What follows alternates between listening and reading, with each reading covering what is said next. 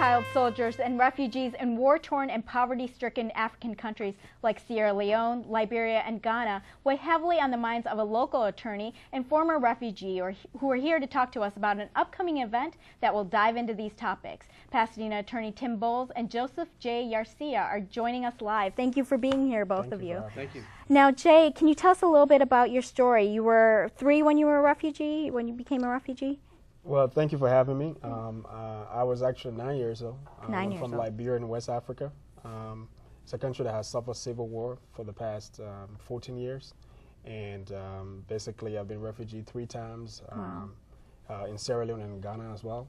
And just basically having to fight to survive as a person, as an individual, as a young man. Until 2005 when I encountered Tim Bowles, and we've been working together since then. Okay, well, how did you get involved in this organization? Tell us a little bit about the organization. Youth for Human Rights International. We're dedicated to teaching young people human rights, the existence of them, throughout the world. We utilize the United Nations document called the Universal Declaration, which was enacted in 1948 after the European Holocaust.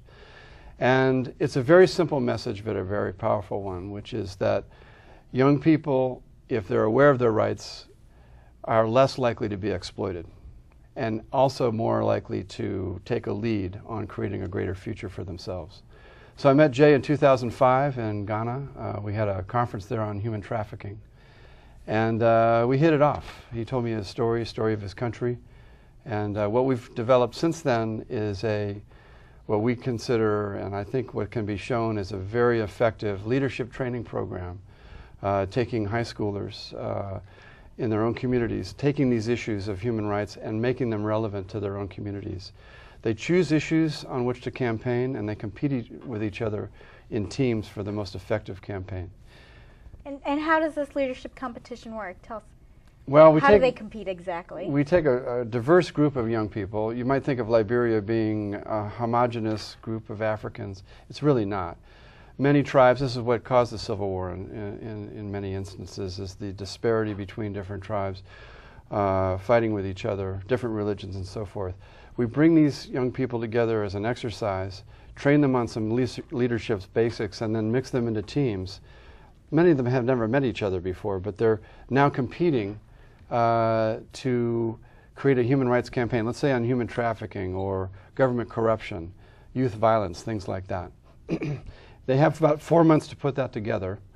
They are trained on some video, they're trained on research, and they're supposed to actually not do a book exercise, but get on the streets, interview the people that are saying what they're changing, the people responsible for change, the leaders, comparing that with the actual realities on the ground, and then coming back and competing in a final event.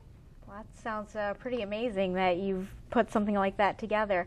Jay, when you're talking to some of these students, what are you sharing with them as far as, the life of a refugee and how you've escaped that? Well, it's different when you talk to kids in Africa and then you come to the U.S. and you get to meet kids here. The kids here are way more, they are very fortunate. They're privileged, I like to call it that.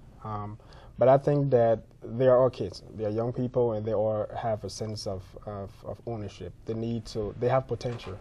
And the real potential is to get them out and advocate on things that affect them as young people in their future, regardless of what they come from, what their background are. And I think that it is the message we carry. That is the exact thing the program addressed, that at the end of the program, we have advocates. We have young people standing up and taking responsibility on issues that affect them and issues in their community as well, instead of just going to school, going home, and just a regular cycle. So it's I get the same thing in different types of ways it's presented, but I'm looking forward to we are trying to put this program out here in California as a pilot program, and we're very excited to see what will come out of that. Okay. Yeah. Can you tell us a little bit more about some of the atrocities that you've seen? At 9 years old, I'll just give you one story. At 9 years old, that's when the Civil War started. It was 1989. It was one of those mornings you wake up and all the Schwarzenegger movies is a reality. And my family and I had to walk about 30, 40 miles to the border place, town between Liberia and Sierra Leone. And you go in through checkpoints where there are guys who a rebel group in generals and whatever, and you have to pass an exam. And the exam is basically you have to state what tribe you're from. You have to speak the language to justify that you're from the tribe. If you don't, you get killed because certain tribes were against other tribes. Now, they will have to watch. The part of that is really disturbing. Is as a young man, I had to watch people get killed, and it was a strategy because they do that so you can fear them.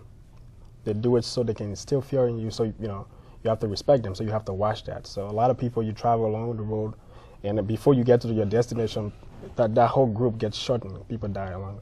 So at 9 years, so you got to watch that, and then but despite all that, I think it's giving me a cause. It's giving me a purpose, and I just think I have a responsibility to make sure I contribute to a better future. And absolutely. When you were talking about that, the only way I can relate to that is watching a movie like Hotel Rwanda with some of those scenes, and that's the only way I can understand with what you've said. How do kids how do they process that?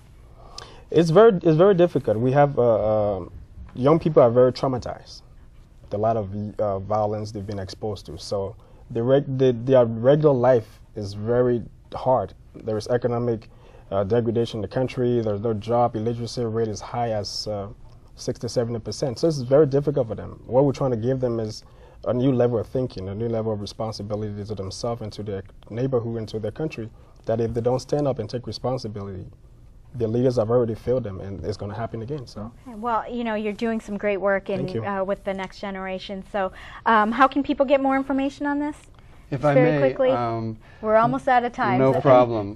The way to get information is to come to our forum on youth violence, gang violence, and human rights, which we're going to hold on Saturday. This coming Saturday. We can put that information on our website as well. That's right. Jay's going to be one of 3 speakers. We'll also have local activists who are going to be speaking about gang violence and solutions here. Okay. But we're going to actually try to introduce this program locally. And Saturday morning, it's at the Church of Scientology Chapel in Old Pasadena, 9:30 brunch, and then a 2-hour program until noon. Okay. Well, both of you gentlemen has been very interesting. I know there's so many more questions to ask, but hopefully lots of people will attend your forum on Saturday. We expect a full house. Thank you. Okay. Well, thank you so much for coming here. No Thank you very much. Well, get ready to run, bike, or walk in the Pasadena Marathon when Israel Estrada goes on camera with us next on CCN, Crown City News. Your news, your neighborhood. We'll be right back.